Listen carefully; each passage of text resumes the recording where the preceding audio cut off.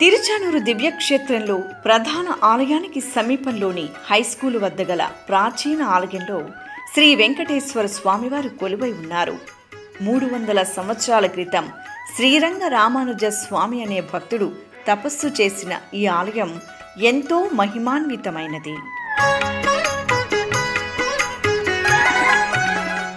తిరుమల నంబి వంశీయులైన శ్రీ వేదాంత రామానుజ మహాదేశికన్ స్వామి 50 సంవత్సరాలకు పైగా ఈ ఆలయం నుండే శ్రీ వైష్ణవ విశిష్టాద్వైత సిద్ధాంతాన్ని ప్రబోధించారు.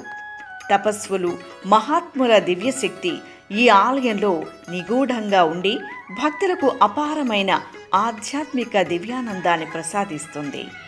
ఈసారి మీ తిరుపతి యాత్రలో తిరుచానూరులోని ఈ ప్రాచీన ఆలయాన్ని దర్శించుకోండి.